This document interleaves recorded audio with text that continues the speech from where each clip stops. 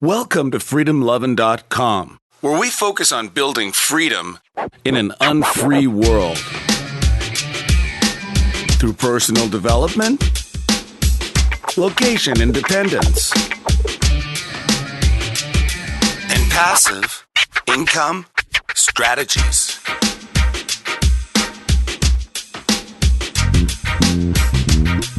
Now here's your host, Kevin Koskela. Welcome to Freedom Lovin'. This is Kevin, and this is episode number 25. And in just a minute, I have an interview with Niall Doherty of Disrupting the Rabblement. He is traveling the world without getting on an airplane.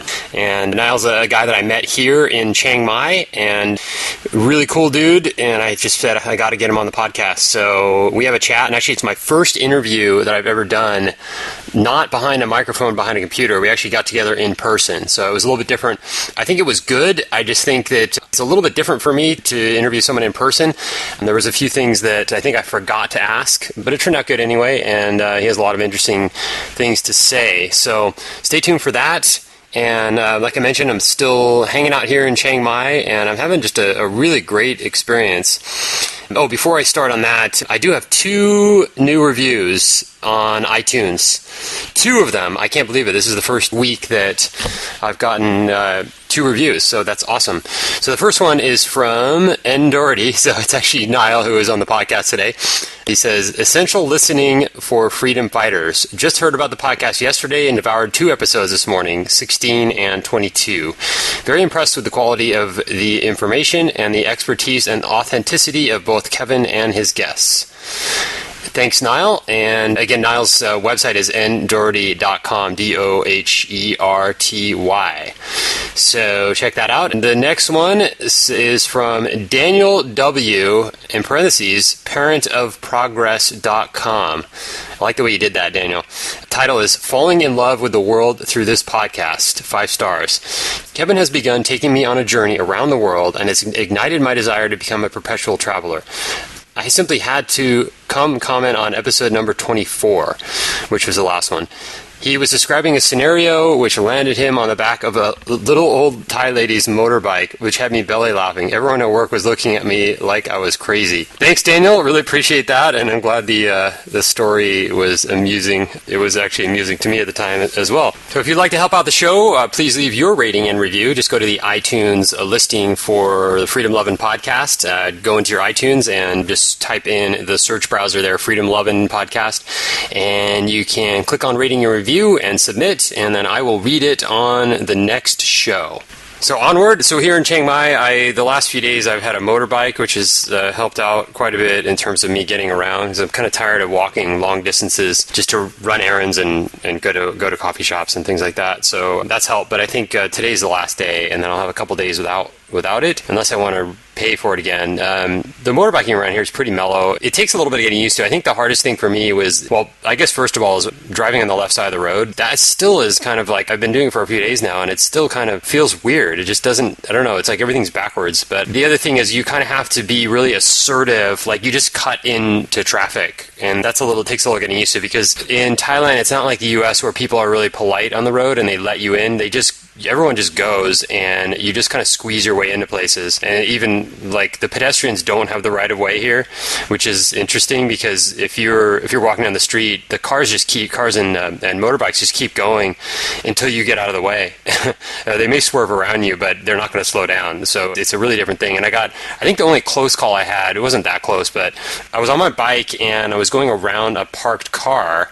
And as I was going around the car, I realized there was a car coming the other way, and there wasn't going to be room, or there was going to be barely enough room for me to squeeze through with parked car on my left and the car driving on my right. And that guy did not slow down. Like, he could have easily taken me out, but I kind of swerved and went to the side. I barely made it around that car. But that's the type of thing that happens all the time. And it's funny because it's like this Buddhist culture here, and everybody's kind of zenned out, but they definitely drive very aggressively, and there's no thought to like giving people the right of way and things like that. So interesting with that. But the good thing is it's not like Vietnam and I think it was Bali where they just constantly honk their horns. I don't even hear horns. I never hear horns here, which is great. So that's a nice thing. I guess the thing about the horn honking is that people are just trying to let you know where they are. But here they don't do that. So it's a lot more, I think that I could see spending a lot more time here because not having that noise pollution all the time is definitely much better on the stress levels in general. So just a couple other things here that are interesting. My trip is kind of like taking me in different directions that I didn't expect. There is a guy here in Chiang Mai that's part of my Dynamite Circle group, and he helps people basically with their sales funnels online, and he helps people make more money with what they're doing. And he's also training for a triathlon, and that's my other website, tryswimcoach.com, where I basically help people to get ready for a triathlon swim. And he posted a message on our board saying basically that he's looking for some swimming guidance randomly. So I hooked up with him and we're kind of doing a trade. So I'm actually helping him with some swimming here while I'm in Chiang Mai, and he's going to help me with some of my sales stuff. So it's really awesome and kind of cool. I guess I didn't realize how many pools there were here in Chiang Mai, but there's quite a few. And the one that we're using is it's a nice pool. It's like it doesn't have the lane lines and things like that, but it's really clean water and nice temperature, and it's part of the hotel. So anyway, I thought that was interesting that I'm actually doing some swim coaching here while I'm here. The other one was a guy, just randomly, I had an order come in through Try Swim Coach for some of my products, and the guy lives in Chiang Mai, and his name is Eric Mulder. And I figured he was another expat, just, living over here doing a web business or something. But it turns out, so I emailed him and just told him I was here, and he emailed me back, and it turns out that he moved here to get off of drugs. He was from Holland. He's a Dutch guy. And he moved here to get off of drugs, and he joined a monastery.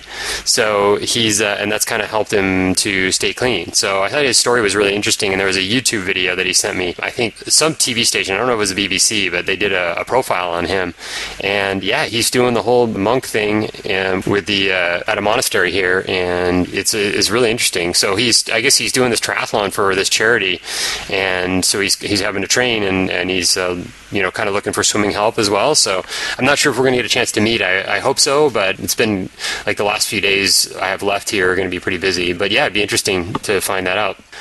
So that's about it. Without further ado, here's my interview with Niall Doherty. Enjoy the interview and go out there and build some freedom, and we'll talk to you soon. All right, welcome to Freedom Lovin'. This is Kevin, and I'm here with Niall of Disrupting the Rabblement at ndoherty.com. Niall, welcome to Freedom Lovin'. Thanks, Kevin. Glad to be here, man. Yeah, great. So we met here in Chiang Mai just a few short days ago, and I got a chance to look at Niall's blog, and I really love it. He's taking a trip around the world without flying, and I think that's just awesome. I think it's also probably a pain in the ass in some ways. Yeah. But yeah, he just has some really amazing things on his blog about kind of becoming more courageous and doing these things called random acts of courage, which is right down my alley, although I haven't done anywhere near as many of these courageous things as you have. But I love one thing that grabbed my attention was the introducing elephants, things we're not supposed to talk about, because on Freedom Lovin', I like to kind of push it a little bit and not just talk about the traditional like business and blogging and podcasting and just the kind of things that everybody's talking about, like the top 5 lists and stuff like that. I like to get into it. So let's go back to the flying, to going around the world without flying. How did you decide to do this? What was your inspiration to take a trip around the world and sans airplanes? I knew I wanted to do a big round the world trip when I quit my job, which was back in 3 years ago now. Knew I wanted to travel, and I've always liked challenges. And so I'm not even sure where it first came from, where the idea first came from. But at some point I started thinking to myself, I wonder, could I do it without flying? And then the more I thought about it, I was like, yeah, that'd be a really cool challenge. It'd be more adventurous. I'd end up in random places I wouldn't otherwise go to, which has happened. I've gone to places like Romania and Iran that I wouldn't have otherwise gone to, but had really good experiences in places like that. Then the challenge aspect of it is a pain in the ass a lot of the times. But I kind of like that it pushes me out of my comfort zone and forces it. It's a problem to be solved. Yeah. And so I've gotten better at it overcoming obstacles just by sticking to this constraint. And then the other part of it, to be honest, is it's easier to get people's attention when you tell them, like everybody and their grandmother is doing a round the world trip. Of course, yeah. But when you say, I'm doing a round the world trip without flying, people's ears perk up. Yeah. So I'm not afraid to admit that I like being able to get attention with it as well. It's a conversation piece. Now, okay, so Iran and Romania, that actually piques my interest because next summer I want to go to Romania and spend some time there. And at some point I do want to go to Iran. And I've seen some amazing things on it. And there's a lot of propaganda in the U.S. around what's going on there and, people's attitudes and things like that. So what was your take on Iran? It was the nicest people I've met anywhere. Really? Yeah. And I got myself in trouble in Iran because I remember I was in Istanbul on my way to Iran. I got a 3-day train from Turkey into Iran.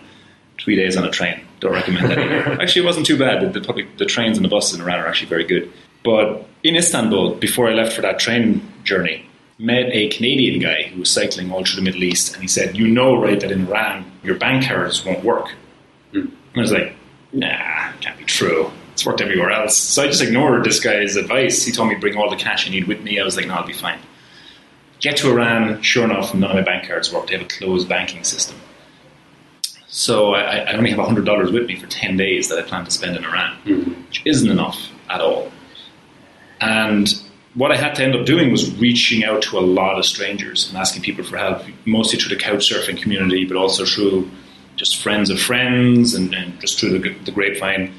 And it was absolutely incredible how many people opened up their homes to me, took like days off work to show me around, bought me meals. Wow. It was insane. And you'll get generosity in a lot of different places when you're traveling. If you get in trouble, people will generally help out a stranger. Sure. But Iran was remarkable because they did it without any expectation of anything in return. Wow. I don't want to speak bad about any other place, yeah. But there have been places where you feel like if someone does a good turn, it's because they expect you're going to pay them back somehow. It wasn't like that at all in Iran. It was just these people genuinely wanted to help out someone in need. And I think as well, part of it is there's such negative stereotypes about that place that they're really eager to disprove them. Oh, yeah, that's true. So they go above and beyond. And I mean, in terms of government, I think Iran is messed up, and I think it's a very oppressive regime. But individually, people there are just magnificent. Yeah. And that's kind of what you find in a lot of places, too, is that everywhere you go, the government's messed up. Yeah. People are really cool and genuine and nice, and that seems to be a common theme. People are people. They're just trying to get by as best they can. Exactly. Yeah, exactly. So going back, so you grew up in Ireland. Yep. Were you always disrupting the Rabblement? No. Definitely not. I was extremely shy and straight-laced as a kid. I don't say I was the shyest person I knew, all the way up until I was about 21 or 22 years old. And I dropped out of college and was working in a department store. And I seen other people working there that had been there like 20 years. Mm-hmm. And they didn't seem unhappy or anything, but I just knew that if I ended up being there 20 years working in a department store, I wouldn't be happy with that. I'd be very disappointed in myself. So I realized I need to really shake things up. If you keep doing what you've always done, you'll just keep getting what you've always gotten, right? So I knew I just had to make a massive change, and it was scary as hell, but I really hated change and travel. I didn't like doing things away from home because I won't know anybody. Everything will be different. But I just took a leap and went and worked in the US for a year on my own. And that really changed everything, really forced me to come out of my shell and learn how to make friends on my own and be more social and overcome that shyness. So that was the first big leap for me. Mm-hmm. And then, so how did you get started on this path of, like, you want to get out there and blog and travel and see the world? Like, was it just that first experience in the US? Or? No, it's been a gradual thing that's built up over the years, I guess. So I guess if I continue on from that point, went to the US for a year, just working odd jobs. I worked in a theme park in New Jersey, lived in a trailer park in central New Jersey. That was my welcome to the USA moment. Awesome. But it was actually fantastic. It was the best summer I ever had. And then I went up to Vermont for 6 months, worked at a ski resort. At that point, I'd started really thinking about, okay, what I want to make of my life. And I was a massive basketball fan. Yeah. And I actually wanted to go and live my teenage dream of getting season tickets to my favorite basketball team, which was the Hornets. They were once the Charlotte Hornets. At this stage, they were the New Orleans Hornets. Yeah.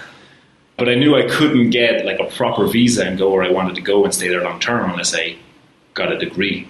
Right. So I went back to college in Ireland. I'd been a terrible student my first 2 years that I completed, and then before I dropped out. Mm-hmm. But then I just aced my last 2 years. I was just really focused on getting over to the US and living this dream. And then I actually managed to land a job at the University of New Orleans. They gave me a 3-year visa, and I got season tickets to my favorite basketball team. I started a website about them. The website became affiliated with ESPN. Oh, cool. I got a media credential. I got to go to the locker room and interview all my teenage heroes. It was incredible. Sit on the baseline for free at every game after a while. So I lived the hell out of that dream, and it kind of gave me the confidence that I can create my own reality. Like if I really put my mind to something, I can make my dream happen. Sure. I was kind of relentless about pursuing that one. I got a lot of rejection letters from places in New Orleans before I found someone that would give me a job. And I just kept going. And so then when I inevitably kind of fell out of love with basketball and realized I don't want to be writing about 10 guys chasing a ball around the wooden floor for the rest of my life. Right. Is that the legacy I want to leave behind? Yeah. No, not really. When I fell out of love with that, I was like, okay, what's the next dream? Mm-hmm. And at that point, I'd been looking online and seeing all these digital nomads, online entrepreneurs that are out there, doing meaningful work, a lot of them inspiring people and living life in their own terms and traveling the world. Location. And it was like, freedom loving, exactly. And I was like, that's my next thing. That's what I want to try and do. And I've been able to make that happen. I mean, here I am, I guess 3.5 years after I made the decision, I'm going to do that. Left the job 6 months later. Right. And I've been working for myself ever since, and the last 2 years doing this trip around the world. Cool. So what's funding your travels now? Initially, I was doing freelance web design because I was a web designer professionally. That was my old job. And then I started doing freelance web design, built that up pretty good, and then I stumbled into a nice kind of passive income stream selling advertising online, which has been my main source of income for the last year or so. Nice. So now your blog, you're blogging every day now? Not every day. I have done twice a week, sticking to a schedule for the last 3 years. Okay. And I just decided the other day, one of the first people I've told about this, that I'm going to abandon that schedule. Mm-hmm.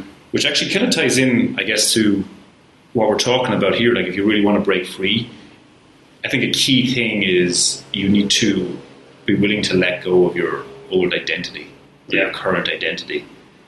And I had to really dig deep this weekend and ask myself some hard questions. And it might sound a bit overblown because it's about a blog, right? But for me, a big part of my identity was I'll blog twice a week, on schedule, all the time. And this had started to get in the way of other goals I have now. Yeah. But it was so familiar, it was scary for me to detach from that. Yeah. And a number of other things that I decided I need to let go as well. But this was one of the big ones. And so, again, if you want to do what you've never done, you got to do things. How did I put it earlier? If you want to get what you've never gotten, you need to do what you've never done. Yeah. Something like that. Yeah. I think I say it different every time I try and say that line. Right. But it can be really scary because a lot of people stay stuck. Mm-hmm. Not because they don't know what to do, but just because they don't even necessarily like what they're doing at the moment, but it's just familiar, right? It's just easy. Yeah, exactly. And it can be really scary to disassociate from that and not be the employee anymore, not to be the good son anymore who always does what his parents tells him, or whatever it is. Breaking free, that can be really scary because then you're like, if I'm not that person, who the hell am I? Yeah, you got to figure out who you are. Now, so you've done a lot of these random acts of courage. And how did you start that? Was that something that you thought, if I do these things, then I'll gain more courage and I'll live a better life? Yeah. So Random Acts of Courage initially was a week-long project I did almost 3 years ago now, just after I quit my job. Mm-hmm. And the idea was I'll go out every day for 5 days and do 10 things each day that would push me out of my comfort zone. Right. And the idea was to level up my self-confidence, my self-esteem. And I'd had some experience with this before, that when you step out of your comfort zone, when you face a fear, that it backs down. Like, the only way to overcome a fear is to face it. You don't just wait around for the fear to subside and then go do something. Exactly. You have to do the thing first, and then in doing it, the fear goes away. Absolutely. Or at least subsides, maybe never goes fully away, but you learn how to handle it better. Yeah. Cool. So can you talk about like some of the things that you've done and some of the more fun and more embarrassing ones? Yeah, so that week, that was it was probably the best week of my life. It was amazing. Especially when you get on a roll with these things. Yeah. The momentum builds and builds, and you just get more and more kind of brazen and confident. Right. So some of the ones I did, going into a restaurant and asking a stranger if I could join them for a meal. Just ask them, can I sit down and join you? I had to ask a stranger for a piggyback ride, which I got. Third try. The rule I kind of had was I'll try each one 3 times. I give it a good try 3 times, and if I haven't got it after that, I'll move on. So I had to go into the reception area of a tall building and ask them, could I go up on the roof to look at the view? Yeah. And third time lucky on that one as well. I had to sing in the street. That was a big one. I had to, and this is in Ireland, I did this. Not in my hometown in Ireland, but the second biggest city in Ireland. So I went out in the street. It was a Monday or Tuesday afternoon and belted out 3 songs, including Bonnie Tyler's Holding Out for a Hero. There's a video of that on my website. That's and you can actually see by the third song, like I'm really enjoying myself. Yeah. First song, pretty terrified. Right. I had to lie down in a department store until someone came along and told me to get out. How long did that take? But 2.5 minutes. Wow. Yeah. That must have been a long 2.5 minutes. It was. After a while, I was like, where are they? What if nobody comes? Maybe I'll just be stuck here and look like an idiot all the time. You know, some of them were kind of like fun and games, like have to pretend to talk to an imaginary friend. Yeah. In public, like around other people. So they, you know, like a lot of it was getting over the fear of embarrassment. Yeah. Getting over the fear of looking silly. Getting over the fear of strangers. A lot of it was talking to strangers and interacting with people. I was trying to do some kind of really meaningful stuff as well that wasn't all just about me. Right. So, like, strike up a conversation with, I don't know, a better example was I had to get back in touch with an old childhood friend or mentor and thank them for the positive impact they had in my life. Oh, okay. And I did that. I called up my old babysitter. I got her number from my parents. I called her up and I hadn't talked to her in years. She remembered me. It turned out like her and her husband had both recently been diagnosed with cancer. Oh, wow. And she was like, I'm really happy you called. Yeah. And I had tears in my eyes like talking to this lady. Wow. And I was just so glad I talked to her. And I said I just wanted to really thank you for being such a great influence on me when I was younger. Then another one where I sat down, had to strike up a conversation with a homeless person. Uh-huh. And I sat down next to this guy named Eric. It was I'm not sure what night of the week it was, but there was people like walking by, going to the nightclubs and the pubs and everything. And this guy Eric was just sitting there, and he's about my age. Mm-hmm. And I just struck up a conversation with him. And at first he was like, "Why do you want to talk to me?" Nobody wants to talk to me unless they want something. Sure. Like, are you another one of those Jesus freaks? Yeah. He kept saying to me. I was like, "No, I'm not. I just want to talk to you." He's like, "Why?" But eventually he opened up to me, and I got him to tell me his story. And basically, when he was 15 years old, I think it was, his mother used to have this string of abusive boyfriends. They just used to beat the shit out of this guy, Eric was his name. And eventually he just had enough of it, and he went to his mother and he said, "It's either them or it's me." And his mother kicked him out of the house. Wow. So he started sleeping rough in a field near his house, and his buddies would come and keep him company sometimes, and they'd bring him some beer to keep him warm. Inevitably he became an alcoholic. Sure. Then he was an angry drunk, and he used to get in all sorts of trouble. So a friend suggested that he try heroin because it would chill him out. Yeah. Before you know it, he's a heroin addict. Yeah. And then I meet him a few years later on the streets. He'd just been arrested earlier that day and locked up for a few hours for trying to steal a cell phone. Wow. But it really got me thinking, like, this guy didn't have a chance. Like, if I had been in his situation, I'd probably be exactly where he is right now. And it just really made me think. And it was just a lot of powerful moments like that. Just by pushing myself out of my comfort zone, talking to people I wouldn't normally talk to. Yeah, man, that week was just phenomenal. It was amazing. Yeah, that is amazing. So how do you come up with these challenges? Is it just what you decide, like, I'm going to do these things? Or is there a rhyme or reason to a lot of them? I'll give credit where it's due. A lot of it was inspired by Steve Pavlina. Oh, yeah. Okay. I went to one of his conscious growth workshops in Vegas the year before I did this project. And he got us to do a lot of power and courage exercises. Mm-hmm. And he had us rank them on a scale of 1 to 3 before we went out and did them. 1 being, that's not a big deal, I can do that. Yeah. 2 being, I'm a little unsure about doing that one, but I could probably manage it. And 3 was, I could never see myself doing that. Yeah. This massive list, and everybody marked them down. Everybody had plenty of 3s, and it's different for everybody, because fear is relative. Sure. Like a big fear for me was shaving my head at one point. I was terrified of it. For someone else, it's like, that's not a big deal. Yeah. But, you know your own demons better than other people. So lots of people had 3s, and by the end of the weekend of this workshop, Steve Pavlina's workshop, everybody had done everything on the list. We just smashed those fears, and everybody felt amazing. Yeah. And I just realized there's so much power in that. So I wanted to do a project like that for myself. And, I added some challenges. I took out others, and I kind of had a theme for each day when I did it. Yeah. So that was the start of it, really. That's what inspired it. So have you got other people that kind of join along with you and do these things? Yeah. Other people told me that they tried a few of themselves.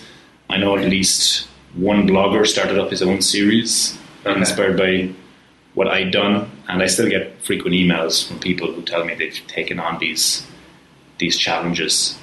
And it's great to hear because, it's one of those massive things that nobody really talks about. It's like fear. Yeah. And it rules their lives. Yeah. And when you consciously work on overcoming it, it's very doable. Yeah, absolutely. So you've been traveling for how long now? 2 years? 3 years since I left my job.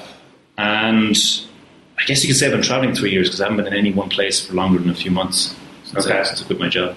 Yeah. So, and what's been your favorite spot? Favorite spot? I know everybody asks that, and I get kind of weird when people ask me that question because it's like, well, there's all sorts of different reasons to like different places. Yeah. But I do think I have one, which would be Amsterdam. Uh-huh. There's a lot of things I like about Amsterdam. The people are very open-minded, well-educated. Nobody seems to hate the government, which is rare, right? Yeah. It's environmentally friendly. Everyone's on bicycles. It's a beautiful city. And even the things, like I don't drink or smoke or I'm not into the prostitution thing, but I like the fact that marijuana and prostitution is regulated and above ground there because it happens everywhere in the world. Yeah. But usually it's pushed underground, whereas the Dutch are like, if it's going to happen, let's regulate it and let's work with the problem instead of trying to pretend it doesn't exist and push it underground. So I like all that stuff. Another big reason, though, I liked Amsterdam. I was there for 3 weeks. It was at the start of my trip around the world without flying. And I underwent another big courage project there where I wanted to get better at flirting. Yeah. And I knew this was after I'd done my course, the Random Acts of Courage. And so I knew the power of just going out and facing a fear head on. So my plan in Amsterdam was, okay, I'll go out every day for 2 weeks and try flirt with at least 5 attractive women every day. 5 a day? That's a good challenge. Yeah. So I ended up doing over 100. Wow. And I wrote about this. It's like what happens when you flirt with 100 plus attractive women in Amsterdam, which got a nice bit of traffic and interesting comments. But that was an amazing experience. I'm almost nervous to go back to Amsterdam because, if you have a great experience somewhere, you go back, it's almost like it's probably not going to be as good. Oh, yeah. It like taints the original memory. But that experience in Amsterdam was amazing. I went from like a guy just terrified of being sexual or expressing how I really felt or in front of a woman or complimenting a woman or being direct with her to just having a blast. Yeah. Like I didn't turn into, like a rock star with the ladies overnight or anything, but I just felt way more authentic and the fear was, I wouldn't say it was gone, but it was a lot more manageable and I could actually enjoy talking to women rather than being terrified by it. Yeah, that's an interesting thing when it turns from being kind of like so afraid of that to where you don't even do it, you don't even approach any women to you kind of, at least for me, I tie the positive outcome of not necessarily that it's going to be a great outcome every time, but just the fact that I did it, like that I walked up and did it, like I kind of have that in my head where it's like, I know I'm going to feel really good after I do it. Even if she's like rejecting me or something, I'm going to feel like, yeah, I went up and I did that and I feel good. It's kind of like those random acts of courage where you just like, just a tiny bit more like little boost of self-esteem or something happens. Totally get that. I mean, for me, my biggest regrets with women is when I never tried. Right. I've gone up, I've made an absolute fool of myself so many times. I got rejected so many times.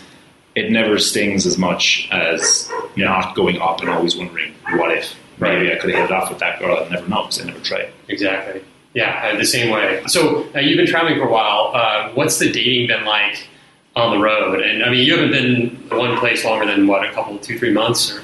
The longest place I've been was Nepal for 5 months. Well, I guess I was in Bangkok for 6 months. Yeah, so Bangkok, I guess. Okay. I like to stop and live in places for a while rather than traveling, just relentlessly. Right. Yeah, that makes sense. So how has the dating been in those places? Yeah, how's the dating? Let's just open-ended question. It's a challenge. I'm not looking to settle down anytime soon. So, and I'm happy traveling alone. So it's not like I'm on the lookout for that special girl who will check all the boxes and will want to travel with me. And I love it really. And you have to be careful saying that because people think you're a heartbreaker. Yeah. Right? It's like, I love dating girls in different cities and leaving.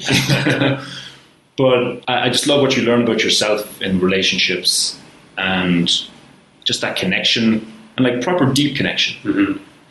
And not just, you just shallow meet a girl in a club and don't even know her name and you hook up, that kind of thing. Yeah. I don't mean that, but like actually meeting just a really cool person and getting to know a culture through that personal connection, especially like a romantic connection, is really special, I think. Yeah. So most of the best moments I've had while traveling have been through dating and relationships.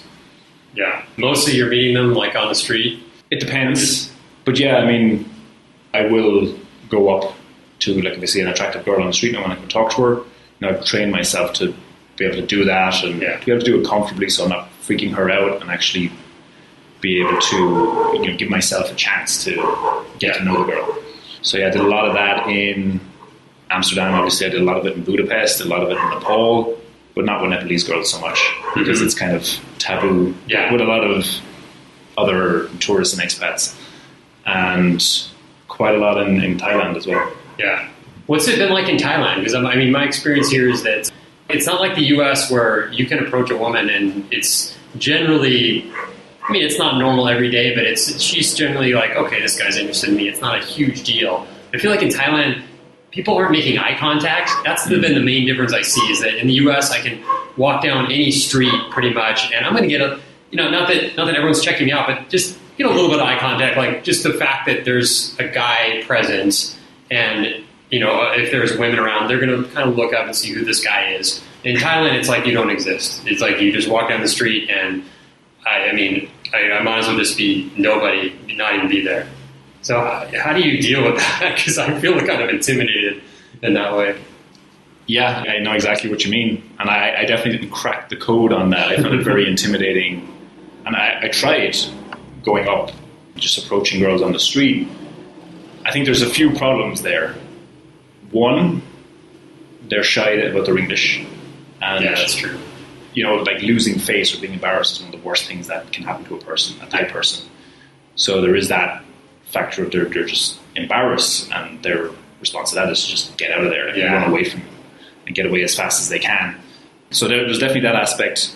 Even if they like you, they might just be embarrassed. And I think a big thing as well is if you approach a girl on the street, there is a perception here that a lot of the guys in Thailand, and it's true, like a lot of people here are sex tourists. Yeah. And if you approach a girl on the street, she could well be thinking, this guy thinks I'm a prostitute. That's right. Like, why else would you be walking up to me? Yeah. So you have to keep that in mind as well. Like, it doesn't necessarily mean that you're doing anything terribly wrong. It's just in some places, some people say it's the same everywhere, but it's not. There's cultural differences. Yeah. So I don't think I've dated any girls in Thailand by meeting them, walking up to them on the street, because it's just, I found it very difficult to do it comfortably. Yeah. As far as dating goes, that's pretty much, I think that covers the bases. Yeah. So, I don't know. What else? So you're in Chiang Mai. How long are you going to be here for? I'm actually doing research. I just started today diving deep on it about how to get across the Pacific Ocean without flying. Yeah, that's right. There's no bridge, unfortunately. So I have to figure out a boat. And just today I really started diving into what are the possibilities. My ideal would be, find a sailing crew that's going across just for kicks, stopping off at loads of islands. Yeah. Try out the Marshall Islands. Have you seen any pictures? No. It's like paradise. Really? Yeah, it's somewhere between, I don't know, it's somewhere off like near Hawaii, but kind of in the middle of nowhere. Right. So. Yeah, there's so many cool places. I I think, to go around there. But it looks like that won't happen. It's very rare, I think, for people to sail all the way across the Pacific. Mm-hmm. If they do it, they'll do it very slowly, probably slower than I want to do it. So I'm not sure if that's going to work out, but there's definitely cargo ships. Worst comes to worst, I get a cargo ship, which would be kind of boring, but I've never been on one before. Yeah. So it'll be an experience, at least I can have that under my belt. But yeah, I'd like to get to... I'll probably, if that's going to happen, I'll probably need to get down to Australia or New Zealand without flying, which I'm thinking shouldn't be too difficult. Yeah. And then across the Pacific, cargo ship, a couple of weeks, I think. Hopefully, it'd be nice to get to Brazil for the World Cup next summer. That would be pretty cool. That'd be fun. And then I'll go back up through the Americas, back to the US, see a lot of old friends there, and then across the Atlantic and back home. That'll be the end of this trip, but I'm sure it won't be the end of my travels. Yeah, absolutely. So what would you recommend, or what would you suggest to somebody that's looking to travel the world and kind of live a life like what you're doing, which is really outside the box? There's a lot of ways to do it. I built up about 10 grand in savings and quit my job without any real idea of how I was going to make money. Yeah. Which can work. And I think people underestimate how creative they can be, or how much initiative they can show when their back is against the wall. But, for some people, you kind of need to know, do you work well under pressure? How well do you handle uncertainty? And people ask me questions all the time about travel, and they're like, how do you get cheap bus tickets? And how do you find a place to stay? And what about the food? And those aren't the important questions. The important questions are, am I a good judge of character? How well do I handle uncertainty? Mm-hmm. These kinds of things, the kind of intangible things. If someone wants to do a big trip, what I did before my big round-the-world trip without flying, I was like, can I really handle all this uncertainty? Am I ready for this trip? So I was living in Spain for a summer, and I hitchhiked back to Ireland. Oh, my God. From Spain. Wow. And that was kind of a test run. Yeah. Where I was like, if I can't handle that, if I fall apart doing that, I probably should rethink doing this big trip. So kind of test things out, know what you're capable of, what you're ready for. That's important. I think the ideal is to try and build some sort of skill that you can use to freelance with, while you're on the road. Forget about passive income. Everybody talks about passive income. I wasted a year, my first year, chasing passive income when I could have been making a ton of money freelancing. That's right. Yeah. So, and passive income, I'm not saying that it's a complete fantasy, but in the beginning, you're just chasing your tail. Sure. So build a skill that you can freelance with online, or else, the easiest way to do it, if you just want to break free, if you're stuck in a rut, and this is really what helped me, right? I left Ireland and I threw myself into a completely different environment in the US, and it completely changed me. Yeah. So if, you're stuck for money, you don't really have any skills you can do to work online, and even if you're kind of scared of uncertainty, like I was terrified of it, go get a job, even similar to what you're doing now, but in a foreign country. Right. Or teach English, which is a job pretty much anybody can get fairly easily. Teach English in Asia, and you'll probably, more likely, you'll earn more money, or at least save more money, because the cost of living will be so cheap compared to what you're being paid. And you'll have more free time to kind of figure out, okay, now I've shaken things up, and I'm learning more about myself. What's the next step? And you can try and figure out if you want to do the online thing, or but just being stuck at home and doing what you've always done, it's hard to see the possibilities. Yeah, that's for sure. So just kind of get out there any way you can. Nice. Yeah. Well, that's awesome.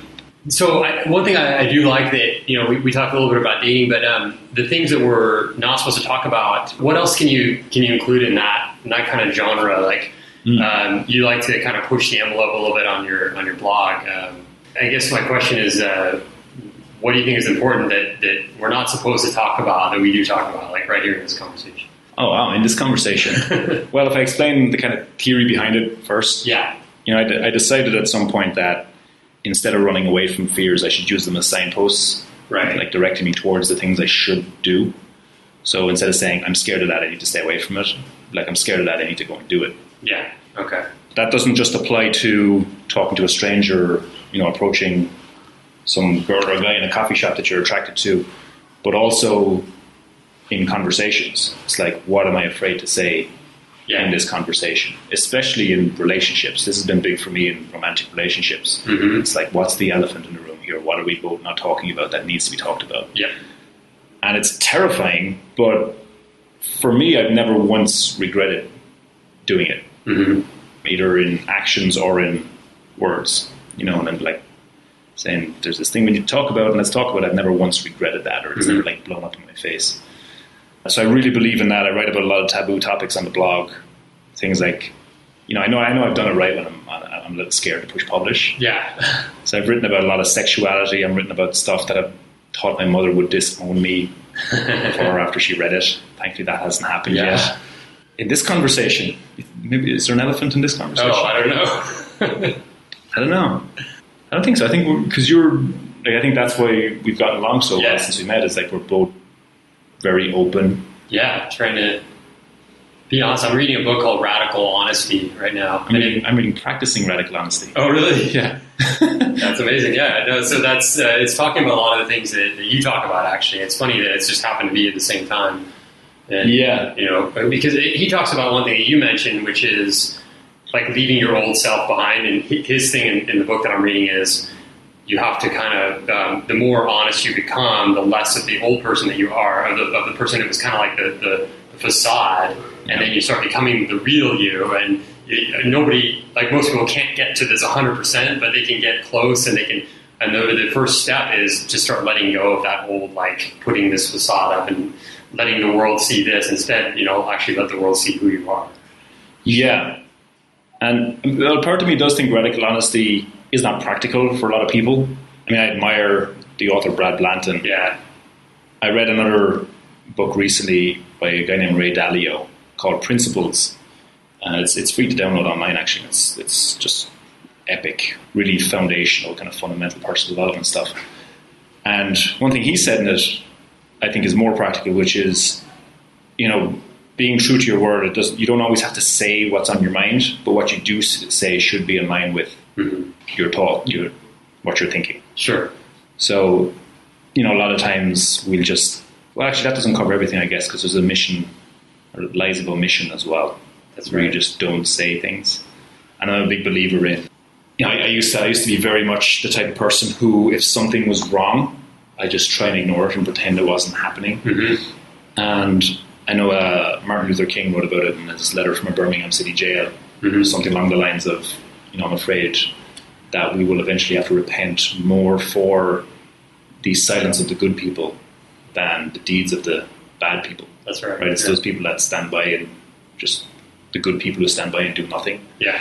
And don't stand up and let themselves be heard and say, no, you can't do that, or enough is enough. Right. So I'm making a more of a conscious effort now to be one of those people that if somebody says or does something that I don't agree with, instead of just being passive and being like, oh, well, everyone's entitled to their opinion. Yeah. Actually being like, hang on a minute, I'm not cool with that. Yeah. And it's scary. And I've messed up doing that several times the last couple of weeks. I'm not proud of myself when I do it, but it's a constant challenge. You can always push it further. Yeah, that's right.